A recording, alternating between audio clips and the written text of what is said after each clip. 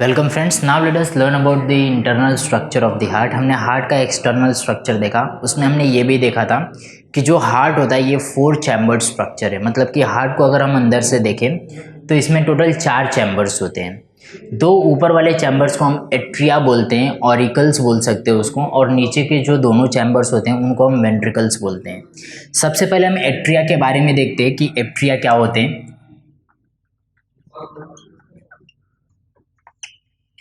Atria में हम देख सकते हैं कि यहाँ पे एक राइट एट्रियम है और दूसरा लेफ्ट एट्रियम है। यहाँ पे राइट वेंट्रिकल होगा, लेफ्ट वेंट्रिकल होगा। यहाँ पे एट्रिया में हम देख सकते हैं कि जो एट्रियम होते हैं ये दोनों ही एट्रियम रिसीविंग चैम्बर्स होते हैं, थीन वॉल्ड होते हैं, और ये ब्लड को रिसीव करने का काम करेंगे।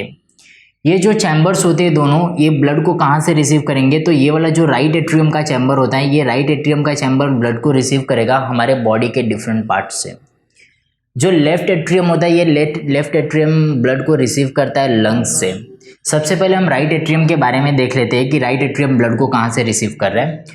राइट एट्रियम जो है डीऑक्सीजनेटेड ब्लड को रिसीव करेगा, और वो अपने बॉडी के लोअर पार्ट से रिसीव करता है विद द हेल्प ऑफ और थ्रू इन्फीरियर वेना कावा।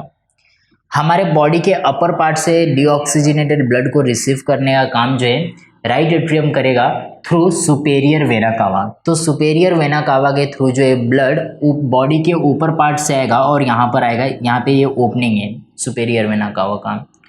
उसके बाद में राइट एट्रियम के अंदर ही कोरोनरी साइनस ओपन होता है। कोरोनरी साइनस के बारे में हमने देखा जब हम हार्ट का एक्सटर्नल स्ट्रक्चर पढ़ रहे थे।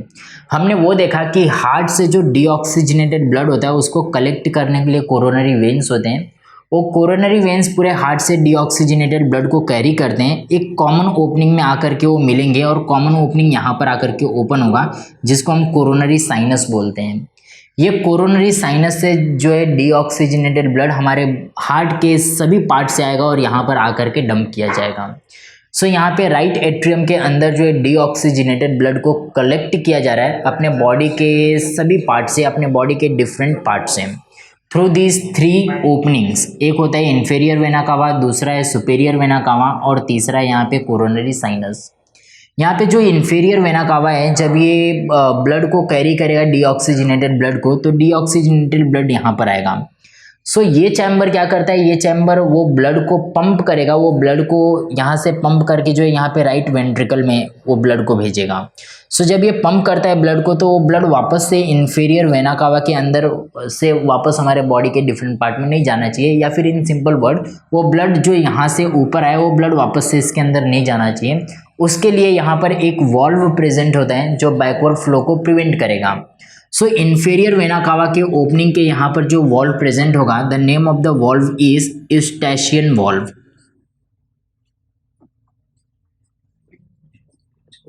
वो वॉल्व को हम यूस्टेशियन वॉल्व बोलेंगे। Remember, Eustachian valve is present at the opening of inferior vena cava.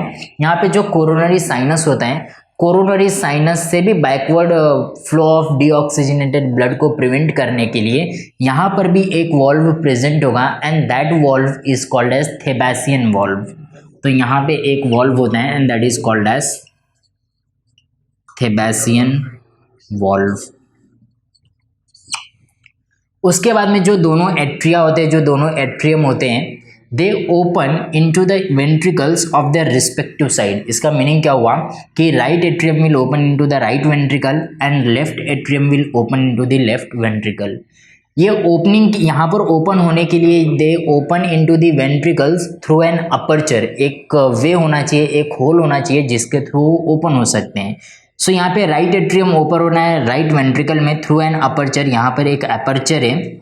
फिर उसके बाद में लेफ्ट एट्रियम ओपन हो रहा है into left ventricle through an aperture, और ये दोनों ही अपर्चर जो होते हैं they are guarded by valve. यहाँ पे कनेक्टिव टिश्यू के वॉल्व होते हैं। Right atrium and right ventricle के बीच में जो वॉल्व होता है वो एट्रियोवेंट्रिकुलर वॉल्व होगा। यहाँ पे left atrium and left ventricle के बीच के वॉल्व को भी हम एट्रियोवेंट्रिकुलर वॉल्व ही बोलेंगे। Since this valve is present between atrium and ventricle, it is called as atrioventricular valve. अभी यहाँ पे right atrium and right ventricle के बीच का जो वॉल्व होगा, वो वॉल्व में 3 फ्लैप्स होते हैं। And therefore this valve is called as tricuspid valve. उसके बाद में जो left atrium and left ventricle के बीच का जो वॉल्व है, यहाँ पे जो वॉल्व प्रेजेंट है वो वॉल्व में सिर्फ 2 ही फ्लैप होते हैं and therefore that is called as bicuspid valve. This bicuspid valve is also called as mitral valve, इसको हम मिट्रल वॉल्व भी बोलते हैं। उसके बाद में यहाँ पे जो 2 एट्रिया होते हैं, 2 एट्रिया के बीच में एक सेप्टम प्रेजेंट होता है, वो सेप्टम को हम इंटर एट्रियल सेप्टम बोलते हैं। Inter atrial septum because 2 atrium के बीच का सेप्टम है, इसके लिए इंटर एट्रियल सेप्टम। जो यहाँ पे इंटर एट्रियल सेप्टम होता है, वो इंटर एट्रियल सेप्टम के राइट साइड में एक ओवल डिप्रेशन होता है, वो ओवल डिप्रेशन को हम फोसा ओवैलिस बोलते हैं, that is called as fossa ovalis. So fossa ovalis क्या होता है? It is depression present at the right side of interatrial septum।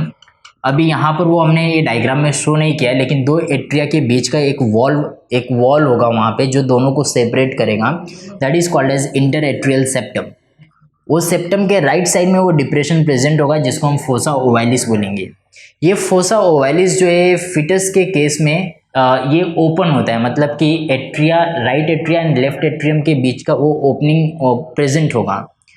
जैसे ही वो फिटस एडल्ट में डेवलप होगा, वो ओपनिंग जो है वहाँ पे सील हो जाएगा, मतलब कि वो ओपनिंग क्लोज हो जाती है। सो यहाँ पे फोसा ओवैलिस जो है ये रिप्रेजेंट करता है foramen ovale in case of fetus, मतलब फिटस के केस में वो ओपनिंग जो ओपन रहती है, मतलब यहाँ से ब्लड जो है यहाँ पे आ जा सकता है, यहाँ का ब्लड जो है यहाँ पर भी आता है फिटस के केस में, लेकिन आगे चल करके वो ओपनिंग को सील कर दिया जाता है। So this is all about atrium of the heart. हमने एट्रियम के बारे में अब तक देखा। Now let us learn about the ventricles. Ventricles जो होते हैं ये 2 इंफेरियर चैम्बर्स होते हैं, जो ये दोनों चैम्बर्स होते हैं थिक वॉल्ड चैम्बर्स होते हैं। हमने एट्रिया के बारे में देखा कि इनकी वॉल जो होती है वो थिन होती है, लेकिन यहाँ पे वेंट्रिकल्स के जो वॉल होता है ये वॉल थिक होता है। थिक इसलिए होता है because this ventricles are involve in distribution of the blood. यहाँ पे ब्लड को रिसीव किया जाएगा और बाद में ये वेंट्रिकल्स ब्लड को डिस्ट्रीब्यूट करते हैं। कहाँ पर डिस्ट्रीब्यूट करेंगे वो हम देखेंगे। हमने एट्रिया के केस में देखा कि ये एट्रिया भी ब्लड को रिसीव करेगी और ये एट्रिया भी ब्लड को रिसीव करती हैं। ये एट्रियम ब्लड को कहाँ से रिसीव करता है? तो ये एट्रियम जो है ब्लड को लंग से रिसीव करेगा और इसमें ऑक्सीजनेटेड ब्लड आता है। सो यहाँ पे ऑक्सीजनेटेड ब्लड आने के लिए ओपनिंग होता है पल्मोनरी वेन का। अभी हम वेंट्रिकल्स के बारे में देखेंगे कि ये जो वेंट्रिकल्स होते हैं ब्लड को डिस्ट्रीब्यूट करने का काम करेंगे। सो सबसे पहले हम राइट वेंट्रिकल के बारे में देखते हैं। राइट वेंट्रिकल में कौन से टाइप का ब्लड आ रहा है? सो राइट वेंट्रिकल के अंदर जो है ऊपर से डीऑक्सीजनेटेड ब्लड आता है through an aperture, through an opening called atrioventricular opening और aperture which is guided by tricuspid valve. So deoxygenated blood जो है अपने बॉडी के पूरे पार्ट से यहाँ पर कलेक्ट होगा राइट एट्रियम के अंदर और वहाँ से ये राइट वेंट्रिकल में आएगा। अभी राइट वेंट्रिकल जब कॉन्ट्रैक्ट होगा तो ये राइट वेंट्रिकल वो डीऑक्सीजनेटेड ब्लड को जो है यहाँ पे पल्मोनरी ट्रंक होता है, ये पल्मोनरी ट्रंक के थ्रू जो है पल्मोनरी आर्टरी से ये हमारे लंग्स की तरफ उसको डिस्ट्रीब्यूट करेगा। सो राइट वेंट्रिकल से ब्लड कहाँ पर सेंड किया जा रहा है? सो राइट वेंट्रिकल से ब्लड को सेंड किया जा रहा है टू दी लंग्स। ये जो पल्मोनरी आर्टरीज है दोनों, ये पल्मोनरी आर्टरीज जो है लंग्स को जाते हैं। जैसे ही ब्लड लंग्स में जाएगा, लंग्स में जो है ब्लड को प्यूरिफाई किया जाएगा डीऑक्सीजनेटेड से, वहाँ पर वो ऑक्सीजनेटेड ब्लड बनेगा और वही ऑक्सीजनेटेड ब्लड जो है वापस से यहाँ पर राइट एट्रियम के अंदर जो है पल्मोनरी वेन्स के थ्रू आ जाएगा।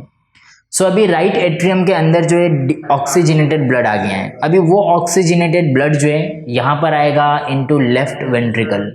लेफ्ट वेंट्रिकल से जो ऑक्सीजनेटेड ब्लड वहाँ पर आया है लेफ्ट वेंट्रिकल में, वो ब्लड को ये लेफ्ट वेंट्रिकल जो एक कॉन्ट्रैक्ट होगा तो वो उसको सेंड करता है इनटू दी आयोटा। यहाँ पे ये आयोटा होता है, इसको हम सिस्टमिक आयोटा बोलते हैं। सो सिस्टमिक आयोटा में वो उसको सेंड करेगा। सिस्टमिक आयोटा से जो ब्लड है हमारे बॉडी के डिफरेंट पार्ट्स तक जाएगा। यहाँ पे सिस्टमिक आयोटा और जो पल्मोनरी ट्रंक होता है वहाँ पर भी एक वॉल्व प्रेजेंट होगा। वो वॉल्व को जो है हम सेमी ल्यूनर वॉल्व बोलते हैं। अभी यहाँ पर जो वेंट्रिकल्स होते हैं, ये वेंट्रिकल्स का जो इनर लाइनिंग होता है वो इनर लाइनिंग इरेगुलर होता है, जिसको हम कॉलमने कार्ने या फिर कॉलमने ट्रैबेकुले बोलते हैं। जो दोनों वॉल्व्स यहाँ पे प्रेजेंट होते हैं, ये वॉल्व्स को जो है यहाँ पर अटैच करके रखा जाता है कुछ मसल्स से, जिसको हम पैपिलरी मसल्स बोलते हैं। वो पैपिलरी मसल्स जो है यहाँ पे कुछ ट्रैबेकुले होते हैं, उससे वो कनेक्ट करके रखते हैं। सो पैपिलरी मसल्स क्या करता है कि जब वेंट्रिकल्स कॉन्ट्रैक्ट होंगे तो ये वॉल्व जो है इन बैकवर्ड डायरेक्शन में फ्लिप नहीं होना चाहिए, उसके फ्लिपिंग को प्रिवेंट करने के लिए ये पैपिलरी मसल्स इन वॉल्व्स को जो है यहाँ पर वेंट्रिकल के वॉल से कनेक्ट करके रखने का काम करते हैं। So this is all about the internal structure of heart, जिसमें हमने एट्रियम के बारे में देखा, वेंट्रिकल्स के बारे में देखा। आप लोगों को इसमें ये एक्सप्लेन करना है कि जो दोनों एट्रिया होते हैं ये सुपीरियर चैम्बर्स होते हैं, थिन वॉल्ड होते हैं, रिसीविंग चैम्बर्स हैं जो ब्लड को रिसीव करने का काम करेंगे। दोनों ओपन होते हैं वेंट्रिकल में through an opening atrioventricular aperture which is guarded by valves. You remember that कि right atrium and right ventricle के बीच में जो ये वॉल्व होगा वो ट्राइकस्पिड होता है। Left atrium and left ventricle के बीच का वॉल्व जो होगा वो बाइकस्पिड वॉल्व होगा। You also have to remember कि यहाँ पे जो लेफ्ट राइट वेंट्रिकल होता है ये डीऑक्सीजनेटेड ब्लड को जो है यहाँ पर पल्मोनरी ट्रंक में सेंड करेगा, और लेफ्ट वेंट्रिकल जो है ऑक्सीजनेटेड ब्लड को सिस्टमिक आयोटा में भेजता है। यहाँ पे वॉल्व जो होते हैं, you have to remember that these valves are known as semilunar valve. हमने दो वॉल्व के बारे में और पढ़ा है, जो कि इन्फीरियर वेना कावा के यहाँ पर होता है, उसको हम यूस्टेशियन वॉल्व बोलते हैं। उसके बाद में यहाँ पे जो कोरोनरी साइनस होता है वहाँ पे जो वॉल्व होगा उसको हम थेबेसियन वॉल्व बोलते हैं। सो हमने टोटल 4 वॉल्व के बारे में यहाँ पर 5 वॉल्व के बारे में पढ़ा है। एक यहाँ पर है, दूसरा कोरोनरी साइनस के पास है, तीसरा right atrium and right ventricle के बीच में है, चौथा लेफ्ट एट्रियम एंड वेंट्रिकल के बीच में, और उसके बाद में ये सेमी ल्यूनर वॉल्व। सो आप लोगों को ये 5 वॉल्व के बारे में ध्यान में रखना है। उसके बाद में कौन से चैम्बर्स कौन से टाइप के ब्लड को रिसीव कर रहे हैं उसके बारे में ध्यान में रखना है। सो अगर इतना आप लोग लिखते हो so it will become the internal structure of heart.